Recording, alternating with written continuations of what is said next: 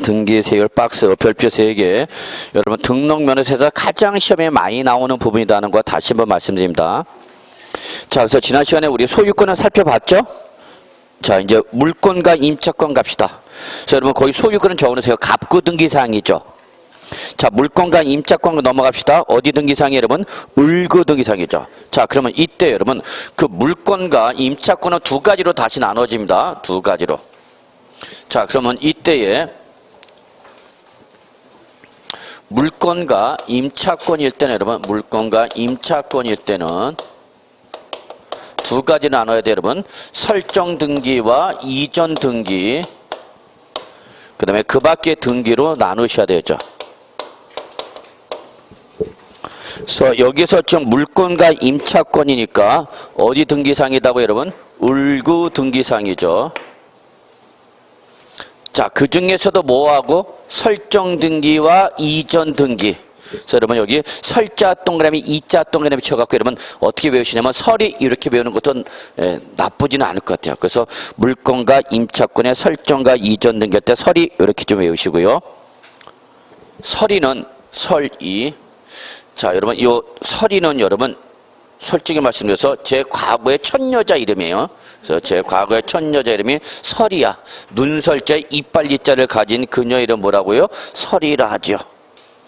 미리 말씀드린데 쉬는 시간에 와서 진짜 또 진짜예요? 라고 물어보지 마세요. 예. 가끔가다 와서 또 쉬는 시간에 와서 확인하는 분 계세요. 진짜입니까 교수님? 예. 그래서 설이, 자, 눈설자에 이빨 이자를 가진 그녀 이름 뭐라고요? 설이라 하죠. 그러면 설이 요거를 끌고 오셔갖고요. 무조건 세율은 1000분의 얼마가 되는 거죠 여러분? 2가 되죠. 세율은 무조건 얼마? 2. 1000분의. 그래서 지방세 항상 100분율 기준이냐 1000분율 기준이냐? 지방세는 1000분율 기준입니다. 왜냐하면 세율 자체가 낮기 때문에 국세에 비해서 세율 자체가 낮기 때문에 소수점 표기하는 걸 방지하기 위해서 기본적으로 몇 분율로 한다 여러분? 1000분율을 지방세 세율의 기본율로 합니다. 그래서 1000분이 얼마다고요? 2.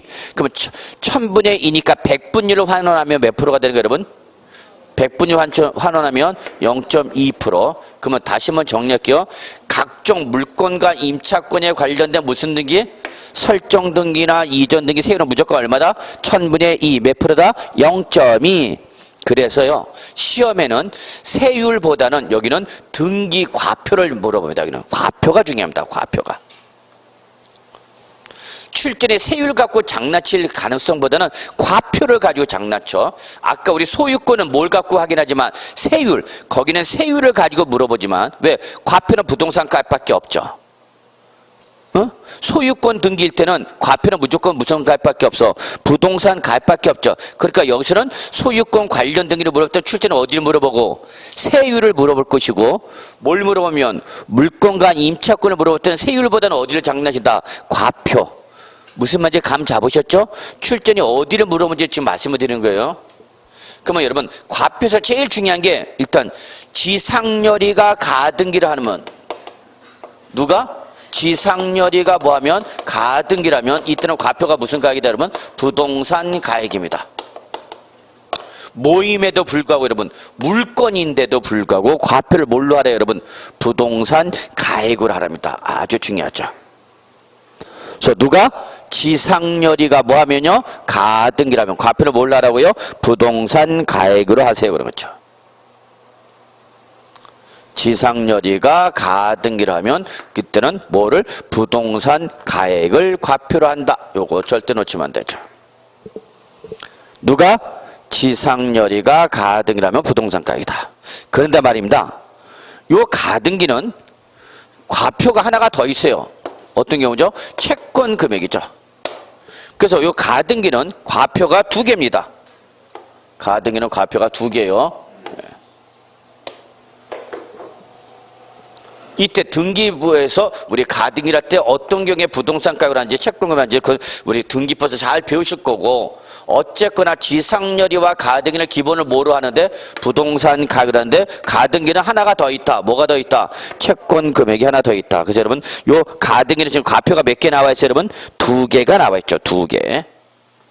제일 중요합니다. 자, 그 다음에 두 번째로 중요한 게 우리 아까 했었죠. 뭐? 적용, 압처. 적용, 압처. 그렇죠. 이때는 과표 뭘로 하라고 여러분? 채권 금액을 과표를 하랍니다.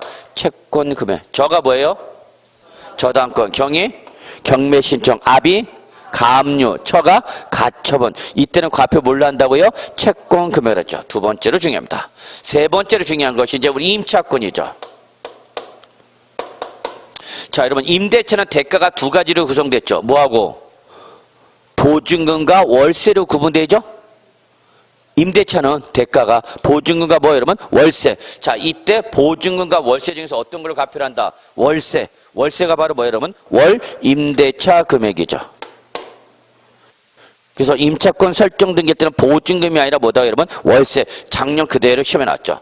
임차권 할 때 보증금을 가지고 슬쩍 출전이 장난치는 거죠. 우리는 다 예상하고 있었는데 뭐 까불고 있어. 자, 그럼 임차권이 채권이면 물권으로 뭐가 있는가 여러분? 전세권. 그러면 전세권은 뭐 얘기할 게 없잖아. 뭐밖에 없어? 전세금밖에 없지 뭘 또 다른 말을 할 수 있겠어? 그럼 이제 안 나온 용의물권 이제 하나만 남아있네? 뭐야? 지역권. 자, 그럼 지역권일 때 지역권자는 누구야 여러분? 요욕지 소유자죠. 그래서 당연히 이때는 무슨 가액을? 요욕지 가액이죠. 요욕지와 대응되는 게 뭐야 여러분? 승역지. 그럼 여러분 발음하기 편한 게 뭐야? 요요. 편하잖아. 요요. 그래서 요욕지 소유자가 바로 지역권자가 되는 거죠. 권리자가 되는 거니까 요욕지가 해. 그럼 요거 됐어요. 그러면 끝이야 뭐. 그러면 요 설정과 이전을 제외한 그 밖의 등기가 뭐냐? 꼭 기억해 두셨죠. 그 밖의 등기의 구체적인 사례를 기억해 두셔야죠. 왜냐면 시험에는 그 밖의 등기를 안 나올 테니까.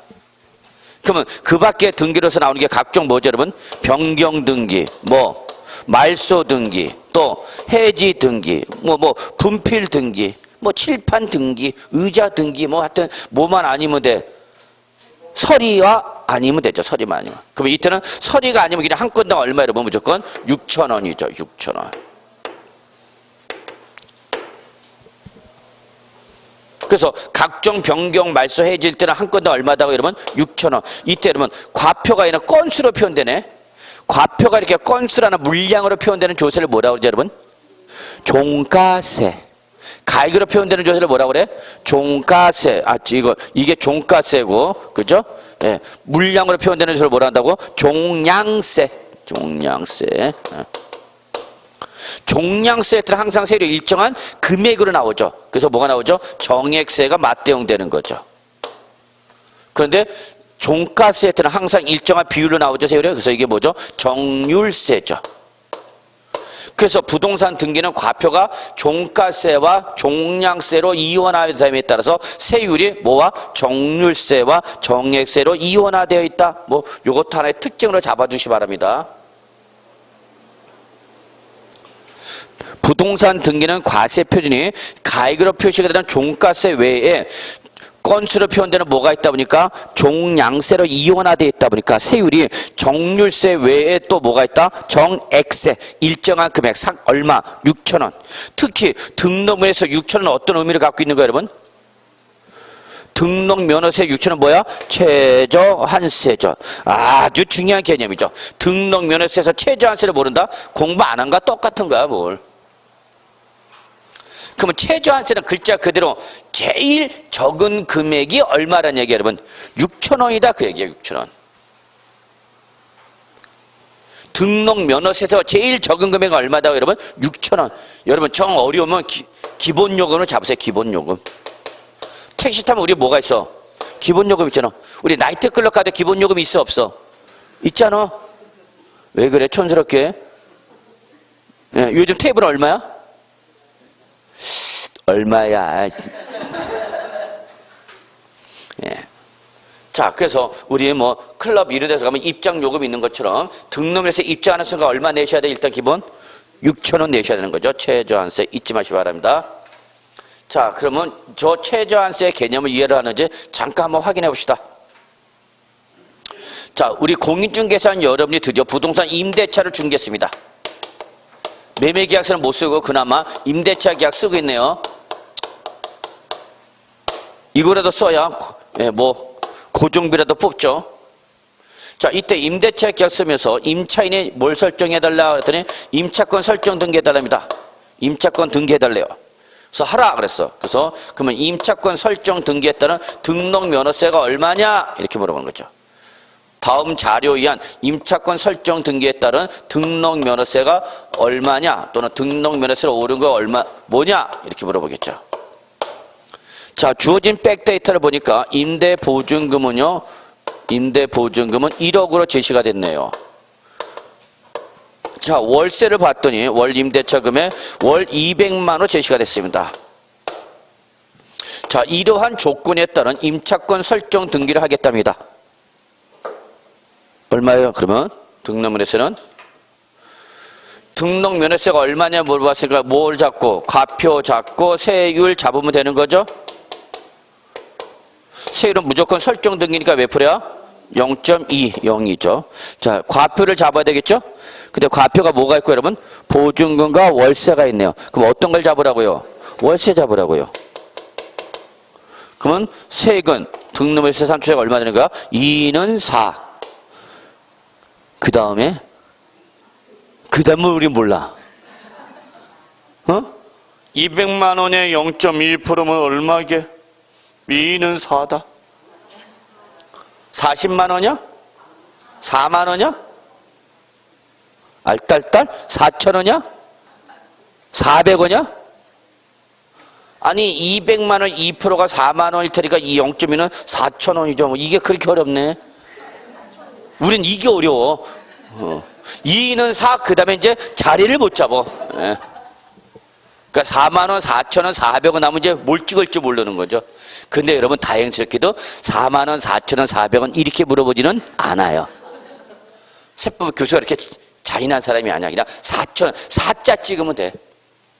무슨 말인지 아시죠? 4만 원, 4천 원, 400원 이런 식으로 물어보지는 않는다고. 자리 갖고 치사겠지 물어보지 않아. 그럼 얼마 나왔어 지금? 4천 원. 그러면 4천 원 받는 게 아니라 얼마 받는다는 얘기야? 6천 원 받는다 그 얘기 여러분. 이게 뭐예요 여러분? 최저한세. 이해하시겠어요? 예, 여러분 등록면에서 최저한세는 아주 중요한 특징입니다. 꼭 기억해 두시고요. 자, 그 다음에 여러분 거기 박스에 보시면은요.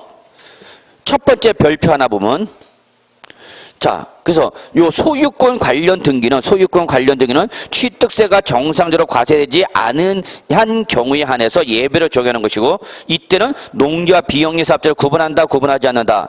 구분하지 아니한다. 두 번째, 자 1%부터 2%, 3% 세를 적용하는 주택의 경우. 자, 주택은 우리 주택을 매매를 취득하면 주택의 취득가액에 따라서 6억 이하는 몇 프로 여러분? 1%, 6억 초과 9억 이하는 2%, 9억 초과는 3%. 자, 근데 이놈을 등기를 안 하고 취득을 제척기간이 만료가 돼갖고 취득세 제척기간이 만료가 돼갖고 취득세를 못 내고 뭐를 낼 때는 등록면허세를 낼 때는 어떻게 할 거냐?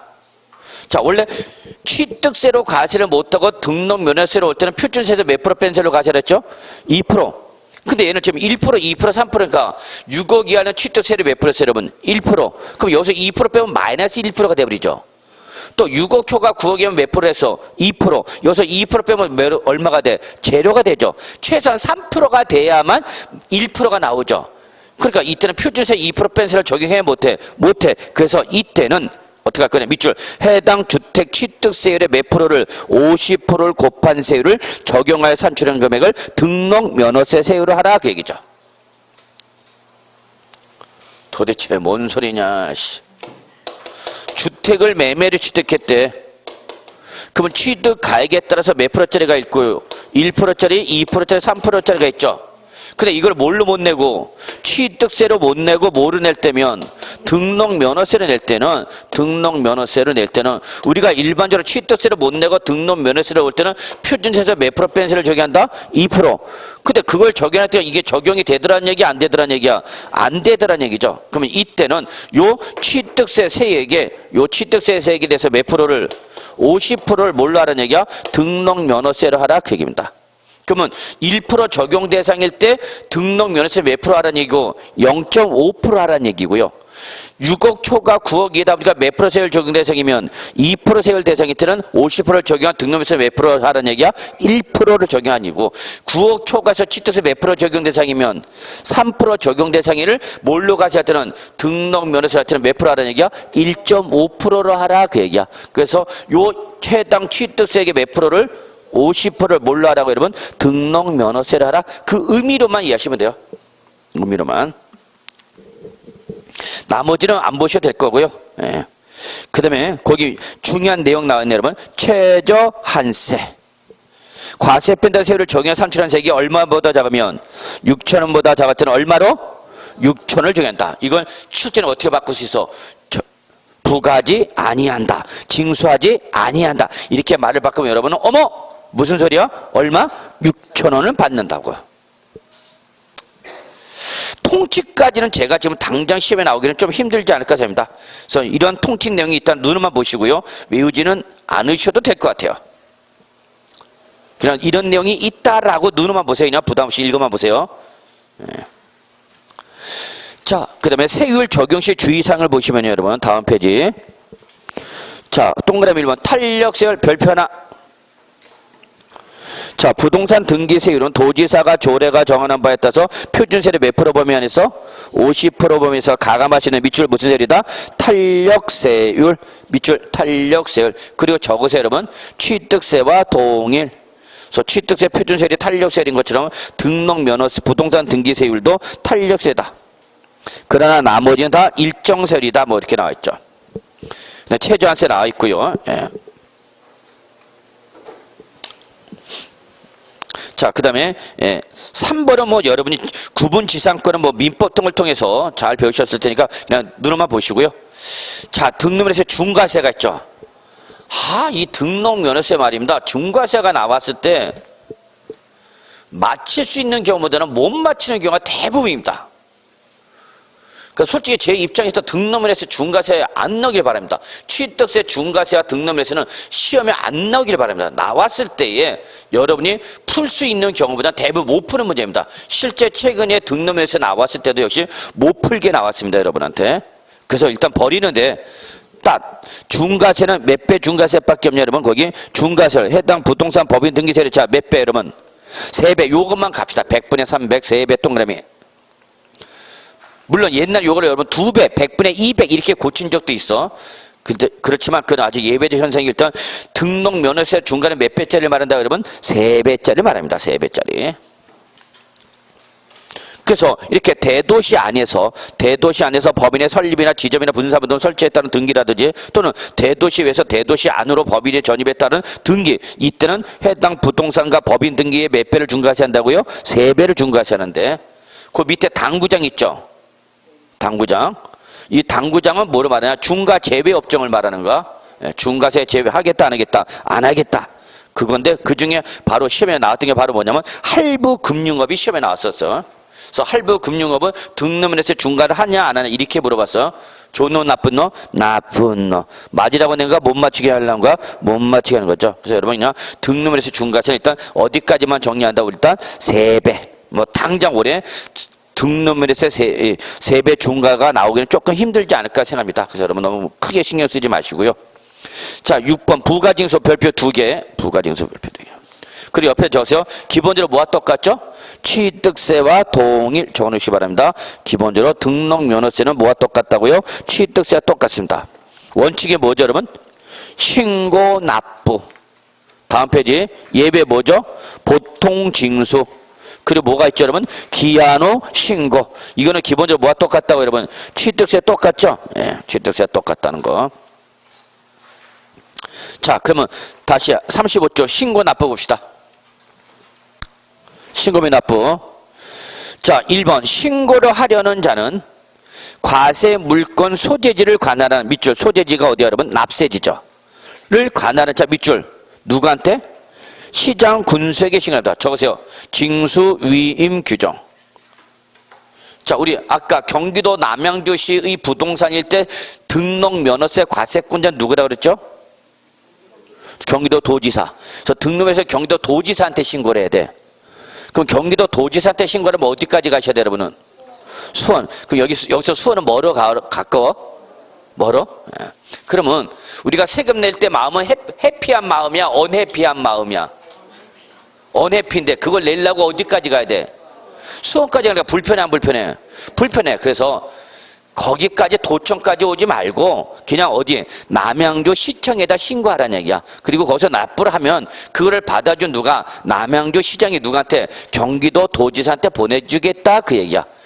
이런 규정을 뭐라고 그래요 여러분? 징수위임 규정입니다. 조금 예를 더 쉽게 들면 여러분 경기도 의정부 해볼까요? 그러면 경기도 의정부시에 있는 부동산 취득하면 우리 취득세나 등록면에서의 과세권자 누구야? 경기도 도지사. 그럼 어디까지 가야 돼? 수원. 그럼 의정부에서 수원 가려면 어떻게 해야 돼? 가요? 어떻게 가요? 지하철 타고 가죠. 서울을 통과해야 되겠죠. 그 불편해 안 불편해? 불편해. 제가 예전에 성북구에 살 때, 장리동에 살 때, 신혼 초창기 때는 장리동에 있었는데, 자, 그때 경기대학교 강의를 하러 가면요, 경기대학교 수원에 있습니다. 그러면 청량리 와갖고 전철 타갖고요, 계속 잡니다. 계속 자다가 누군가 와갖고 내 다리를 마대자루 쿡쿡 찌르는 사람이 있어. 누군지 아시죠? 다 왔다는 얘기야, 수원 전철. 정말 지겨워서 하여튼 전철 다닥 눈 떠보면 아직 멀었어. 눈 떠도 멀어. 진짜 힘들더라고. 근데 그것도 돈 벌러 가는데도 신경질 나는데 세금 내려가면서 수원집 가려면 불편해 안 불편해? 불편해. 그러니까 경기도 의정부 부동산 취득했다 어디까지 오지 마시고 수원까지 오지 마시고 그냥 어디요? 의정부시에다 신고 납부하세요. 그러면 의정부시에 받아갖고 그걸 누구한테? 도지사한테 보내준다. 이걸 뭐란다 여러분? 징수위임 규정 참고만 하시고요. 그래서 납부는 어디 가래 여러분? 시군 또는 어디? 시군 금고. 여기 어디 말하는 거예요 여러분? 은행. 예, 그러면 이거죠. 지금 제가 얘기하고 싶은 건 뭐냐면 신고는 어디 가는 거고 시군 구청 가서 하는 거고 납부는 은행 가서 내죠. 즉 신고와 납부는 하나다 별개다? 별개입니다. 자꾸 이거 신고와 납부를 동시에 1년 순서대로 해야 된다라고 생각하는 분들 가끔 가다 계셔갖고 이상한 질문하는 분들 계세요. 저걸 묻어버리고 싶은데 신고와 납부는 별개인 겁니다 여러분. 신고가 된다면 납부를 해야 된다든지 신고 납부를 동시에 한다든지 그거 아니야. 형편에 따라서 신고만 하고 납부 못할 수도 있어. 또 형편에 따라서 신고는 못하고 아니 납부는 못하고 거꾸로 했네. 신고만 하고 납부를 못할 수도 있고 거꾸로 신고를 못하고 뭐만 할 수도 있어? 납부만 할 수도 있어 여러분. 이걸 자꾸 묶으려고 그러는 분이 계셔요. 그러지 마시고요. 그 다음에 3번 뭘 하려면 등기나 등록하려면 그 항상 등기 등록 신청에서 뭐가 있어야 된다 여러분? 등록 면허세 뭐가 있어야 돼? 영수증. 물론 소유권 취득 등기는 뭐가 있어야 되는가 여러분? 취득세 영수증이 있어야 되는 거죠. 자 신고기한 별표 2개. 결론 이게 제일 중요한 거죠. 결론은 이겁니다. 그러면 취득세 신고기한은 언제죠 여러분? 원칙이 취득일로부터 며칠? 60일이죠. 그래서 걔는 취득세는 신고기한이 확정적인데 얘는 여러분 보세요. 언제까지야? 등록 전까지. 그럼 여기서 등록 전까지 어떤 날을 말하는 거예요 여러분? 등기 등록 신청서를 등기 등록 관세 뭐 하는 날까지? 접수하는 날까지죠. 저기서 얘는 기한이 확정적이야 불확정적이야? 불확정적이죠. 불확정적. 기산점이 없고 그냥 만료점만 있잖아. 언제부터 언제까지는 기한이 확정이 못 되고 기산점이 없는 게 뭐만 만료점에 있다 보니까 기한이 불확정적이다 얘기죠. 즉 언제까지 내야 되면 돼? 등기하기 전까지만 내면 돼. 그 등기를 언제 할지는 법에서 타치는 못하는 거죠. 다만 부동산 등기법에 따르면 부동산 취득하면 며칠이네? 60일에 등기하세요 라고 강제하고 있죠. 그래서 우리 취득세를 거기다 맞춰서 신고기는 며칠이었어요? 그러면 60일. 그런데 등록면에서는 그냥 등기 등록하기 전까지. 그래서 기한이 확정적이다 불확정적이다? 불확정적이다는 걸 잊지 마시기 바랍니다. 다만 요 원칙에 예외가 있죠. 원칙에 뭐가 있어? 예외. 근데 이 예외 저는 이렇게 표현했어요 여러분. 과세 물권 상태의 변동. 그러면 이건 이미 어디서 봤던 거죠 여러분? 우리 취득세에서 봤었죠. 취득세. 올해 개정사항이죠. 취득세 등록세 다 올해부터는 며칠이네요 여러분? 60일 이내죠. 이제 취득세나 등록면에서 여러분 30일짜리 있다 없다? 없다. 꼭 적어놓으세요. 올해부터는 이제 취득세나 등록면에서 30일짜리 있습니까? 없습니까? 없습니다. 다 일수는 며칠로 통일시켰습니까? 60일로 다 통일시켰습니다. 60일 동그라미 쳤어요, 여러분. 예. 요거 출제는 살짝 오래 바꿀 수 있어. 30일을 바꿀 수 있어. 작년까지는 30일이었고 올해부터는 다 60일입니다. 자, 신고의제도 별표 2개. 아주 독특한 규정이죠. 등록 면허세에만 있는 규정이야. 밑줄 신고 의무를 다하지 아니한 경우, 여러분 여기서 신고 의무를 다하지 아니한 경우 뭘 말하는 거예요, 여러분? 저거 무신고 또는 과소신고를 말합니다. 무신고 또는 과소신고를 말해요. 그래서 신고랑 의무를 다 했다 못했다? 못했어. 그런데 등록 면허세 산출세액을 등록하기 전까지 뭐는 했대, 여러분? 납부는 했대. 뭐는 안 했지만 신고라는 형식적 요건은 못했지만 실질적 요건이 뭐는 했다는 얘기야? 납부는 했다는 얘기야. 그러면 과세관청도 신고가 중요한가? 납부가 중요한가? 납부가 중요한가? 마치 우리 집 아저씨가 중요한가? 돈이 중요한가? 어떻게 돈이라고 그렇게 쉽게 얘기를 할 수 있어? 너무 쉬워. 자, 이거죠.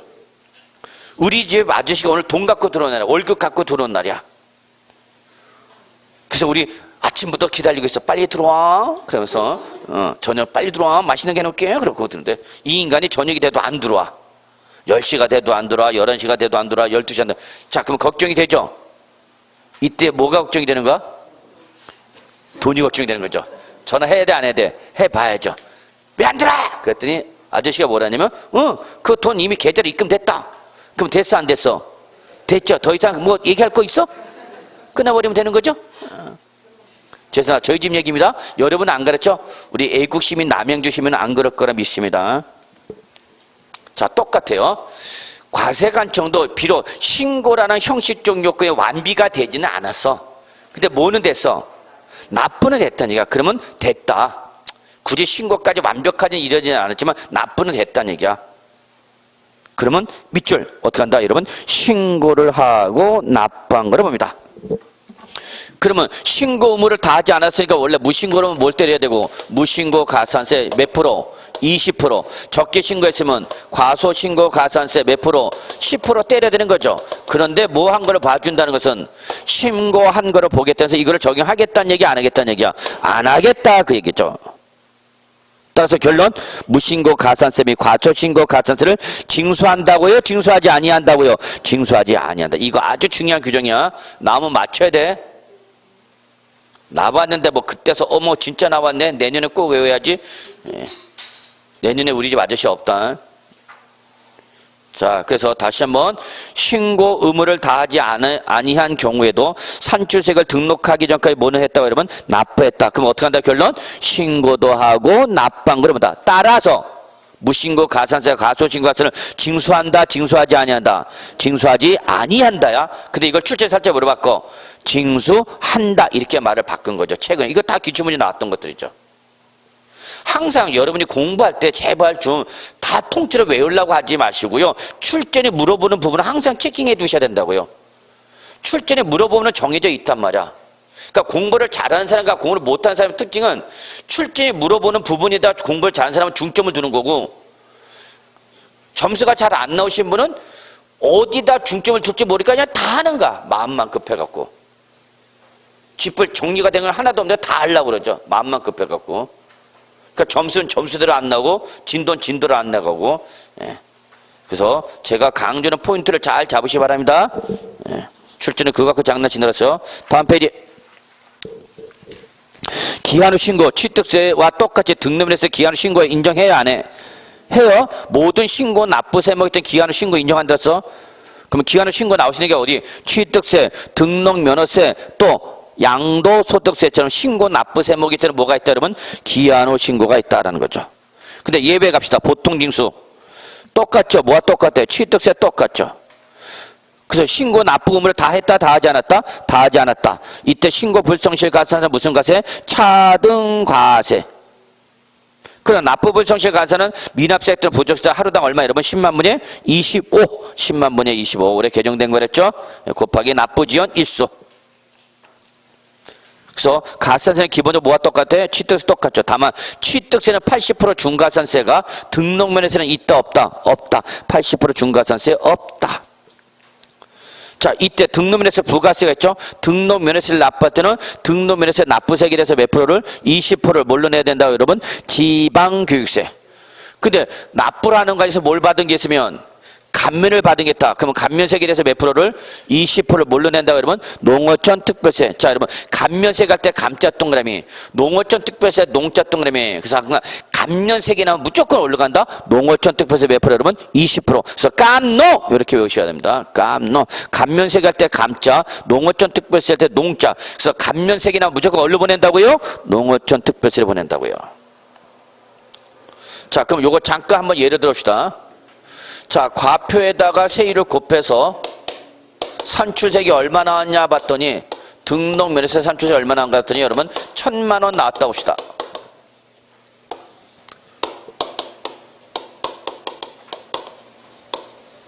등록면에서 얼마 나왔다고요? 1,000만 원.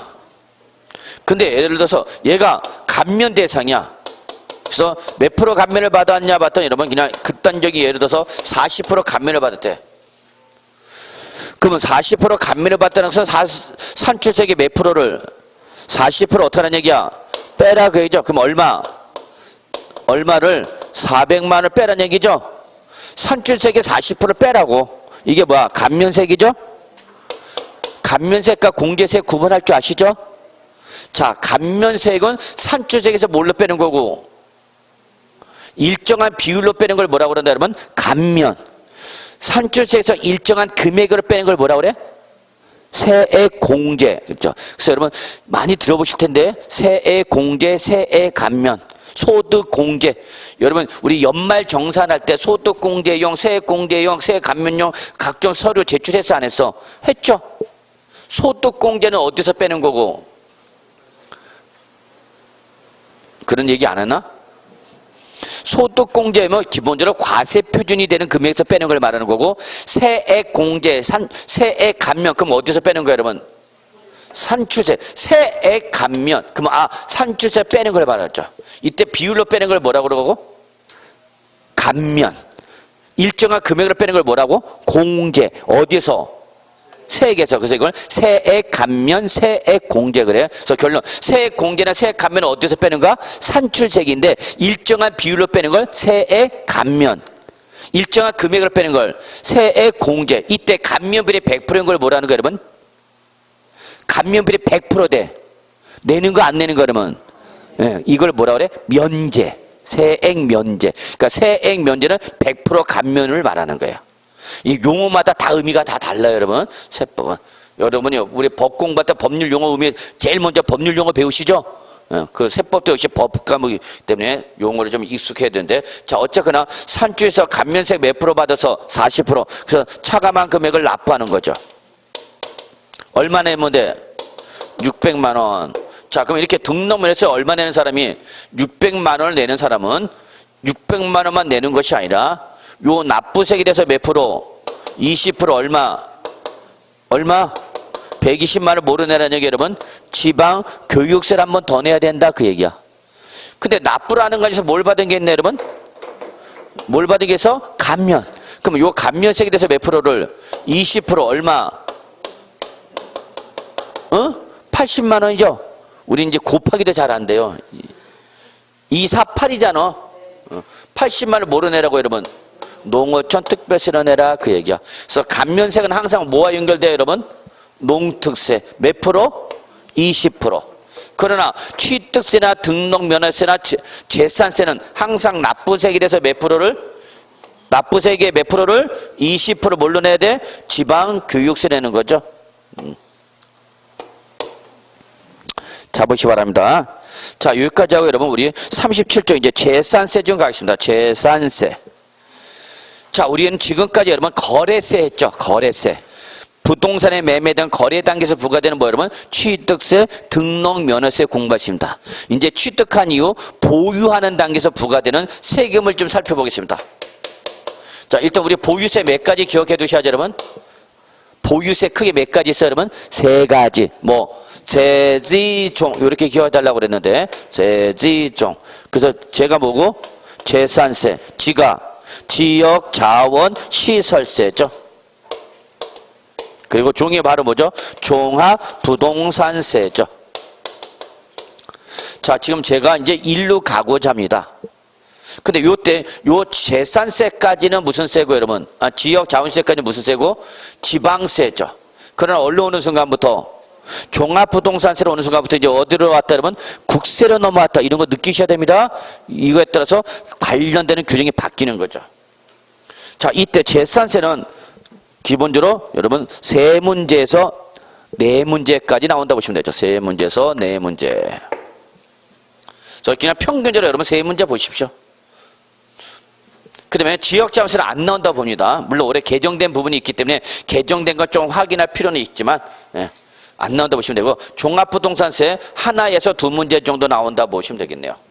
그래서 제가 볼 때는 보유세는 항상 네 문제 정도가 보통적으로 할당된 문제수다 이렇게 보시면 됩니다. 그래서 재산세가 두 문제가 나오면 종부세에서 두 문제, 재산세가 세 문제 나오면 종부세 하나 이런 식으로 해서 총 몇 문제를 넘어가지 않게 보통 네 문제를 넘어가지 않게 배분합니다.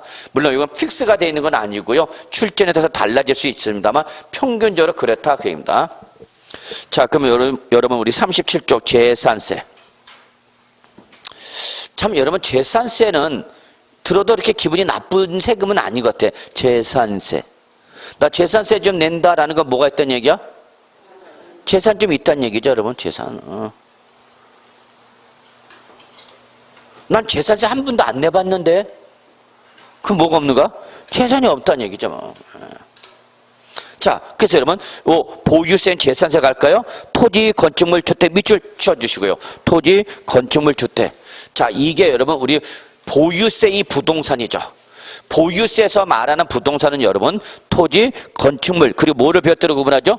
주택을 별도로 구분한다는 걸 기억해 두셔야 돼요. 다시 한번요. 우리가 일반적으로 부동산 그러면 우리가 일반적으로 부동산 그럼 뭐와 뭐를 말해요 여러분? 토지와 뭐죠? 건축물이죠. 이게 일반적인 부동산의 범위야. 그런데 어디로 오면 보유세로 오면 보유세에서는 부동산을 토지 그 다음에 건축물 그리고 뭐를 주택을 별도로 구분한다라는 게 특징입니다. 그러면 보유세 과세 대상인 토지는 주택 부속 토지가 포함된 거예요? 제외된 거예요? 응? 보유세에서 토지에는 주택 부속 토지가 포함된 거야? 제외된 거야? 제외된 거라니까? 건축물 그러면 이때 이 건축물에 주택 건물이 포함된 거야? 제외된 거야? 제외됐다니까? 그럼 얘들은 어떻게 하라고 별도로? 별도로 뭘로? 주택으로 따로 인식하라고. 그래서 주택에는 뭐가 포함된가? 부속 토지가 포함됐죠. 그래서 다시 한번 말하지만 어디로 오면? 보유세로 오면 부동산의 범위를 토지, 건축물 외에 뭐를 별도로 구분한다고요? 주택을 별도로 구분한다라는 게 특징이다고요. 자, 그래서 여러분 거기 토지, 건축물 그리고 뭐가 나와? 주택. 자, 그리고 밑줄 여러분 선박미 항공기 밑줄 동산이죠. 그래서 토지, 건축물, 주택까지 뭐고? 부동산이고 선박과 항공기는 뭐고? 동산인데 뭐가 없죠 여러분이? 우리 중요한 재산 중에 하나인 차량이 없네. 차량을 취득하면 뭘 내지만 취득세를 내지만 뭐는 재산세 과세세 아니죠. 왜 그러죠? 여러분이 아시다시피 자동차세로 따로 내잖아. 그래서 거기 뭐가 없어? 차량이 없죠. 그래서 선박과 항공기. 자, 보유세니까 이제 동그라미 여러분 뭐가 나왔죠? 소유. 동그라미 키워드죠. 취득세는 취득이 키워드고요. 등록 면허세는 등기 등록이 키워드라면 재산세인 보유세는 뭐가 키워드라고요? 소유가 키워드죠. 그 소유에 대해서 누구한테 밑줄? 소유자. 이자가 납세무자가 되는 거죠. 성격 뭐 여러분 한번 읽어보시고요. 근데 여러분 거기 2번 과세 방법 좀 여러분이 이상하게 이걸 잘 모르시더라고요. 재산세를 과세하는 원칙 밑줄 과세 물건별로 무슨 과세 여러분? 개별 과세하는 무슨 세율이야? 대물세죠. 개별과세니까 무슨 세를 정하죠? 비례세를 정하는 거죠. 다만 예외적으로 자 밑줄 뭐와 별도와 종합은 뭐라 했어요? 합산과세 토지니까 얘는 시, 군, 구, 관내에 누구별로 소유자별로 합산과세는 뭐야 여러분? 대인세죠. 요거 특징 잡으셔야 됩니다. 무슨 말인지 다 아시죠 이거? 했죠? 재산세를 뗄 때는 재산별로 뭐 하라는 얘기야? 개별과세라는 얘기입니다. 제가 남양주시에 여러 개의 재산을 가지고 있어. 제가 남양주시 안에 부동산을 3개 갖고 있어. 그럼 제 명의로 합산해서 가세라? 그냥 물건별 하나하나씩 따로 가세라는 얘기야. 물건별 하나하나씩 가세라는 얘기야. 이게 원칙이야. 근데 여름에 아시다시피 토지 중에서 뭐는 별도 합산과세 토지와 뭐는 종합상과세 거기 써져 있잖아. 뭐라고? 합산과세라고 써져 있어. 그럼 합산과세란 말이 나오면 그때는 개별과세가 아니라 누구별로 소유자별로 합산과세하는 거죠. 근데 이때 합산하도 합산 단위적은 어디야? 시, 군, 구죠. 왜? 재산세는 누가 부과하는 거니까? 시장, 군수, 구청장이 부과하는 대표적인 지방세죠. 요거를 자꾸 놓친데 이거 시험에서 요즘 물어보고 있죠. 자, 그다음에 우리 뭐 당해세 뭐 이런 거 읽어보시면 될 것 같고요. 자, 그다음에 2번 거의 뭐 수익세 뭐 한번 그러니까 성격을 한 번만 읽어보세요. 이걸 뭐 직접적으로 시험 문제 내기는 조금 힘들지만 그래도 알아야 되는 내용이니까 읽어만 두시고요. 자, 과세권자 갑시다. 자, 과세권자는 당연히 누구죠? 밑줄 납세지 관할, 밑줄 시장, 군수, 구청장이죠. 그러면 경기도 남양주시면 누가 과세권자 되는 거예요, 여러분? 남양주 시장이 재산세 과세권자 되는 거죠. 경기도 구리시는 구리시장. 자, 이 경기도 구리시와 남양주시의 경계선이 뭐야? 왕수천이죠. 아닌가? 왕수천 넘어오지면 구리고 왕수천 넘어 남양주시로 들어오는 거 아니야?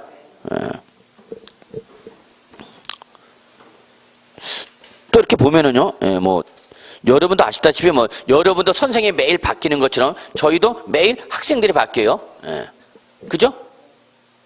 그렇잖아요. 여러분 매일 선생님이 바뀌는 것처럼 마음에 드는 선생도 있고 더럽게 마음에 안 드는 선생 있죠. 대표적인 인간의 세법 저죠. 자, 똑같이 저도 매일매일 바뀌어요. 그러면 이렇게 보면은 지역마다 특성이 있어요. 이렇게 지역.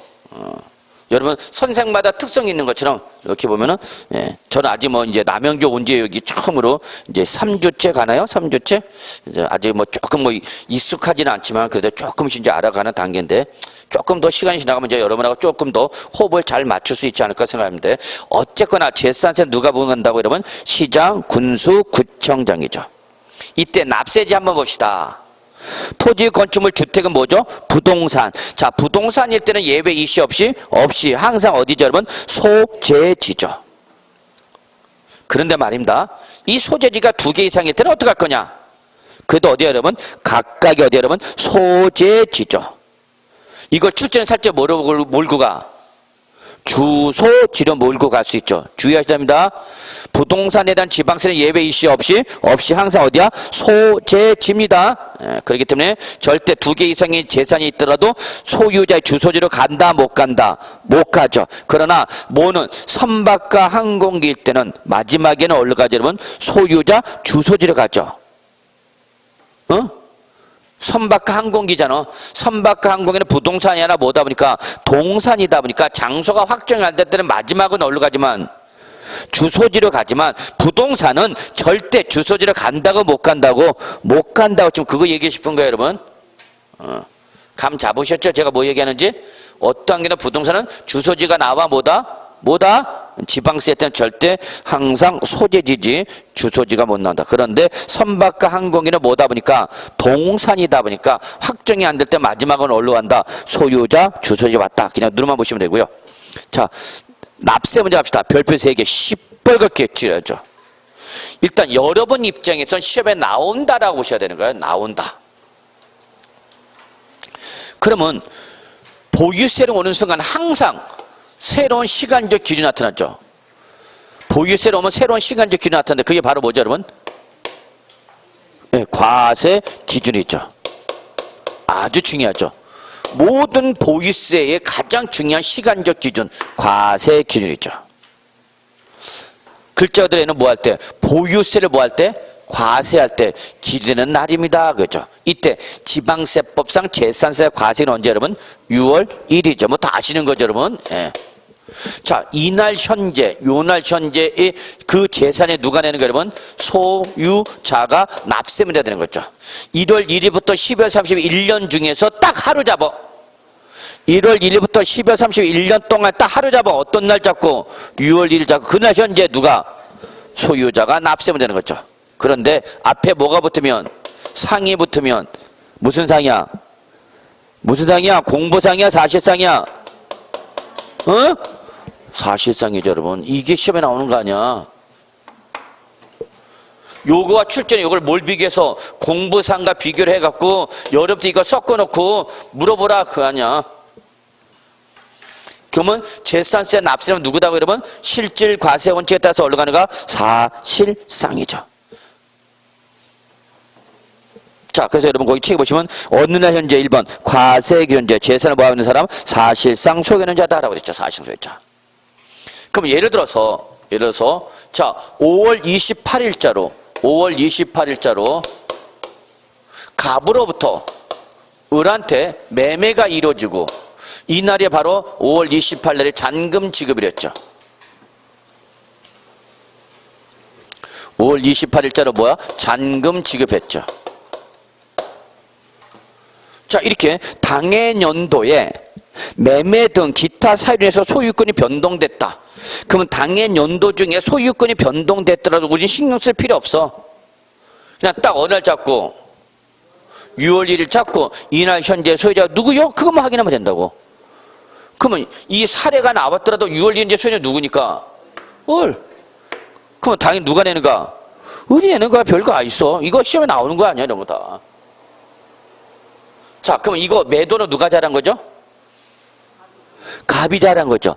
갑이 어차피 올해 팔 거라며, 올해 안에 팔 거라면 언제 전에 처분함으로써 6월 1일 저번에 처분해서 재산세 안 내겠다뇨. 그러니까 이건 매수자가 모르는 거죠.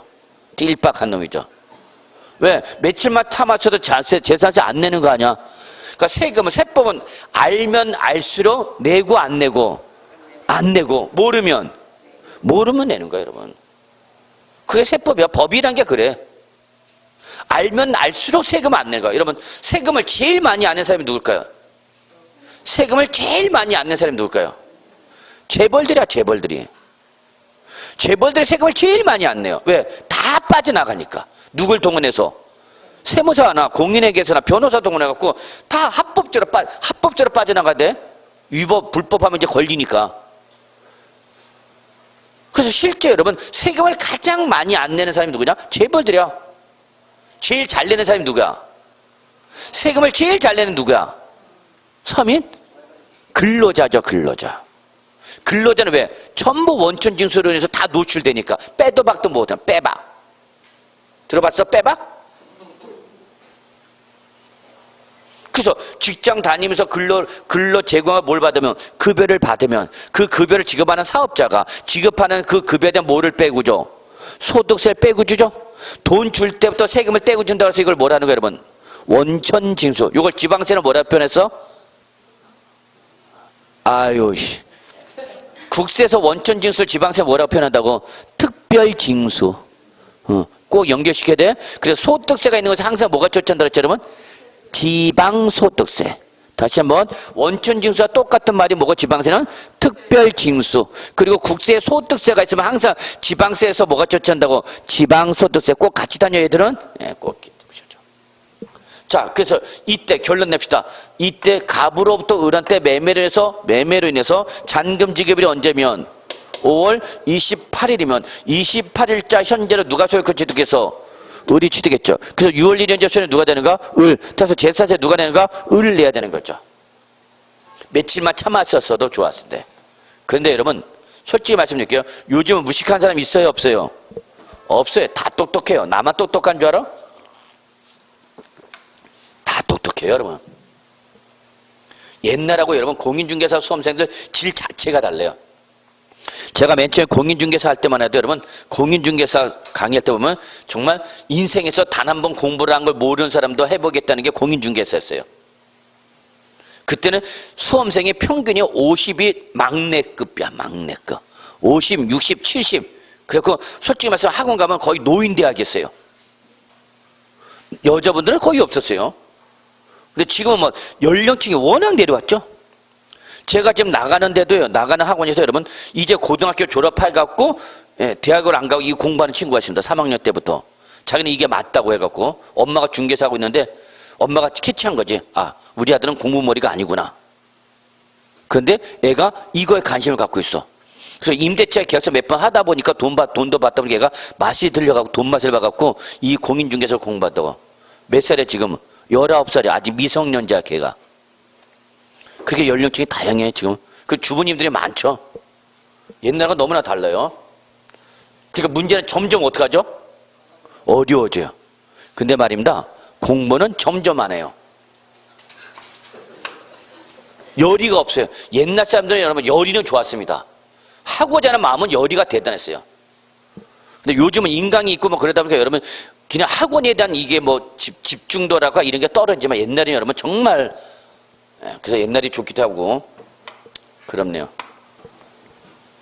자, 어쨌거나 6월 1일 현재 소유자가 누가? 을. 근데 을이 버틸 수가 있어 없어? 있죠. 뭘 안 하고 버티죠? 등기를 안 하고 버티고 있는 거죠. 어느 날 현재 6월 1일 현재 뭘 안 하고 있는가? 등기를 안 하죠. 자, 그러면 등기를 안 하면 어떤 일이 발생하는가? 공부상과 사실상이 달라지는 거죠. 등기를 하지 않음으로써 뭐와? 사실상과 공부상이 같아져 달라져? 달라지죠. 그럼 둘 중에 하나를 선택해야 되죠. 과세관청은. 당연히 둘 중에 어떤 걸 선택해야 돼?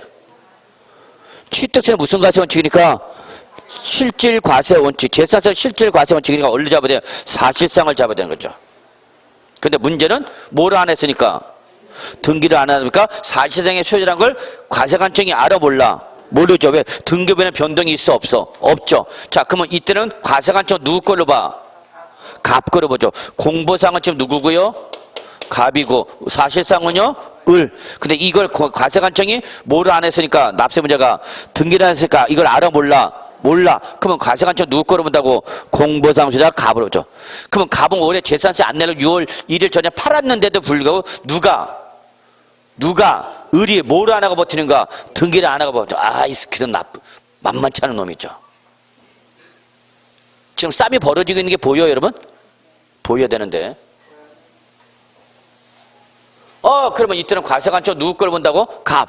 그러면 갑한테 세금 때리면 갑이 억울해, 안 억울해? 억울하죠. 그래서 이런 억울함을 방지하기 위해서 언제까지? 6월 10일까지 뭐 하라고? 소유권 변동 신고를 하세요. 라고 하는 거죠. 했어, 안 했어?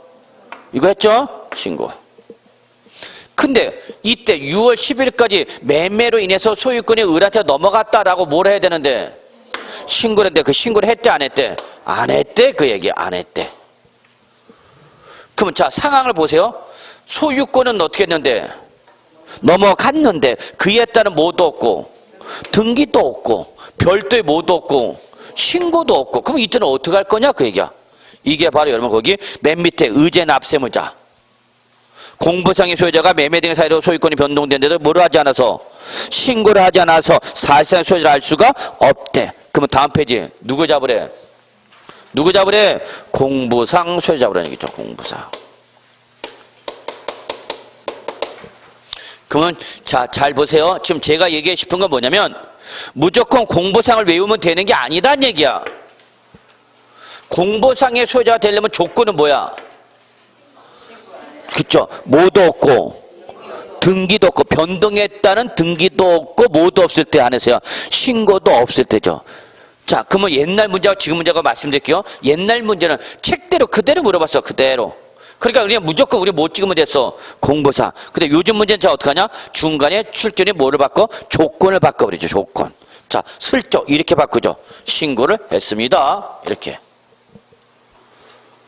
그러면 신고를 했대. 그럼 이때 누가 되는 거야, 당연히? 이때 당연히 누가 되는 거야? 사실상 소유자가 갑이란 걸 을이란 걸 알아보라, 이제. 알죠? 그럼 이때 누굴 잡는가? 바로 사실소유자 을이죠. 그러면 결론. 공보상을 갈 건지 사실상으로 갈 건지 뭘 봐야 돼? 그렇죠. 이걸 봐야죠, 이거를. 이걸 봐달라는 얘기입니다. 제가 지금 여러분한테 얘기하고 싶은 건 무조건 공보상으로 가는 게 아니다. 뭐를 확인하셔서 신고 여부 확인하셔서 사실상으로 갈 건지 공보상으로 갈 건지를 판단하셔야 된다 그 얘기입니다. 여기가 바로 뭐야 여러분? 우리 의제 납세 의무자. 여기가 뭐가 되는가? 본래의 납세무 되는 거죠. 그래서 다시 37조 잠깐 올게요. 그래서 37조 37조 1번 과세근저 재산을 뭐하는 사람입니다. 사실상 소유하는 자지만 만약에 공보상 맨 밑에 공보상의 소유자가 매매 등의 사료 소유권이 어떻게 됐어? 변동됐어. 근데 그에 따른 자 뭐가 안 돼 있고 자 여러분 그 1번과 2번 묶으세요. 1번과 2번 묶으셔야 돼요. 어떻게 묶냐고요? 알아서 묶어. 뭘 어떻게 묶냐고 그걸 물어봐. 자 1번과 2번 묶으시고요. 적어놓으세요. 1번과 2번은 전제 조건이 뭐가 안 돼서 등기가 안 됐다는 게 전제 조건입니다. 1번과 2번 1번과 2번 묶으시고요. 얘들의 지금 이 법규에서는 어떤 공통점이 있다고요? 소유권 변동에 따른 뭐가 이루어지지 않았다고요? 등기가 이루어지지 않아서. 등기가 이루어지지 않았으면 뭐라도 해라고 신고라도 하라 그 얘기야. 그래서 이 소유권 변동 신고를 뭐를 전제하는가? 등기를 하지 않았을 때. 자, 근데 여러분 거기 2번 갑시다. 이게 무슨 재산이냐면 밑줄 공유재산이다. 공유재산. 공유재산이니까 무슨 재산이야? 공동소유재산이죠. 그러면 공동소유는 항상 뭐가 나와야 되죠 여러분? 지분. 다시 한번요. 공동소유가 나면 꼭 지분이 나와야 됩니다. 지분에 해당하는 부분에서 누가? 밑줄 지분권자. 시험에 자주 나오고 있죠?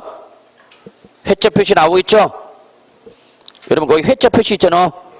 이거 기출문제 자, 정말 이거는 장인의 정신을 한 땀 한 땀 수놓은 건데 여러분 37조 보고 계셔야 돼요. 37조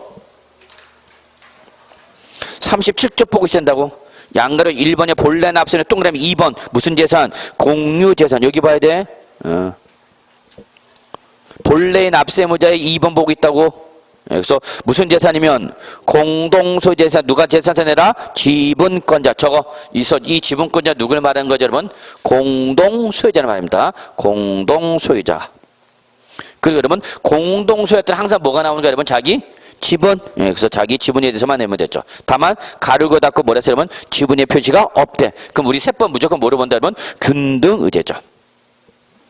3번 아주 요 올해 중요하죠. 주택의 건물과 부속 토지의 소유자가 뭐 할 경우 여러분? 다를 경우.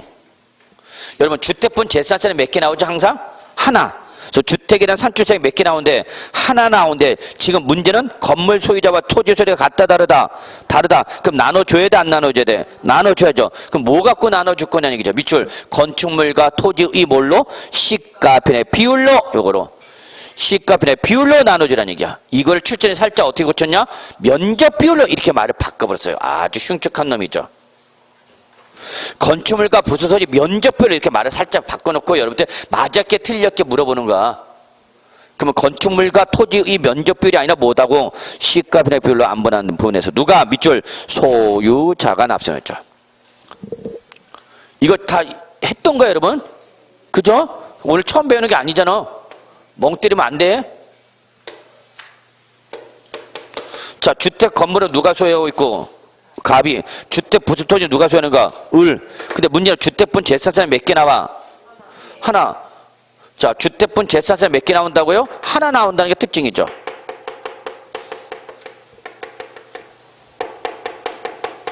근데 지금 사람은 몇 명이야? 2명이라는 얘기야. 그럼 요걸 나눠줘야 돼 안 나눠줘야 돼? 나눠줘야죠. 그래서 갑은 뭐 하는 데 대해서만 건물분만 을은 토지분만 4개 만들어줘야 되겠죠.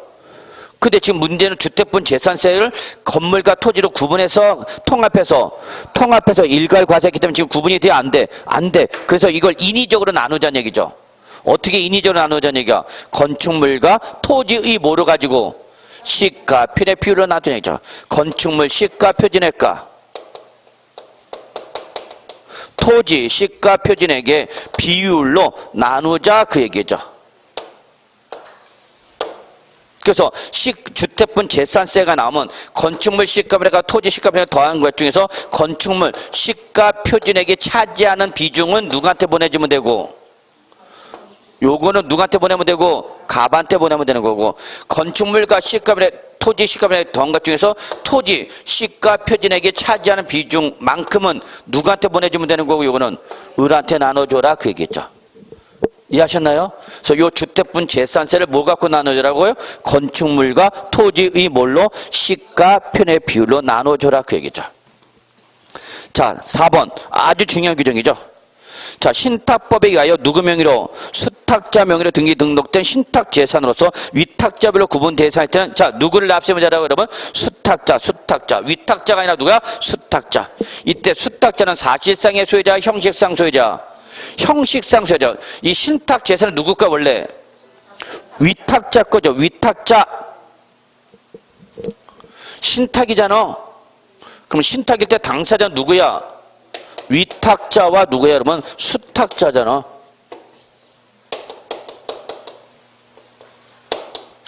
그래서 위탁자와 수탁자 간에 무슨 계약을 맺고? 신탁 계약을 맺고, 신탁 계약에 따라서 위탁자의 소유권이 누구한테 넘어가? 수탁자한테 넘어가죠.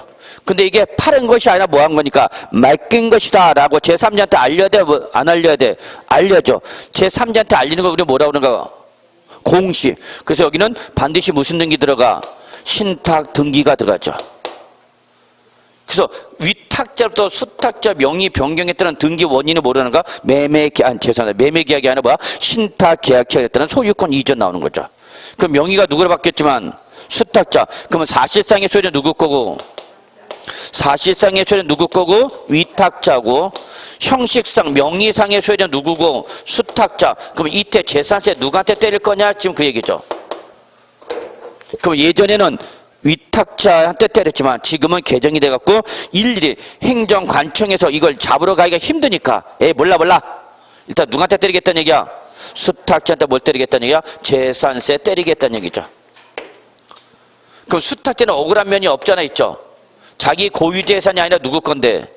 위탁자 신탁 재산인데 거기다 재산세를 누가 내니까? 수탁자니까. 그러면 이 낸 재산세를 위탁자한테 전가시키지 않을 건지 그건 네가 판단하라는 얘기죠. 그래서 우리 결론 이렇게 신탁 재산세 누구한테 떼겠다? 수탁자 잡으셔야 이 경우 위탁자별로 구분된 재산은 납세는 자 동일합시다. 뭐로 본다? 각각 다른 시뻘겋게 각각 다른. 이걸 출제는 뭐로 바꿀 수 있어요? 각각 다른 말로 뭐로 바꿀 수 있냐? 저거 동일한 납세물로 이렇게 동일한으로 바꿀 수 있으니까 체킹해 두시고요. 시험에 나오면 맞춰야 돼. 이 경우 위탁자별로 구분된 재산에 대한 납세물은 각각 다른 납세, 각각 다른 여기도 동그라미 시뻘겋지 않았어요? 예, 이걸 출제 살짝 뭐로 바꾼다고요?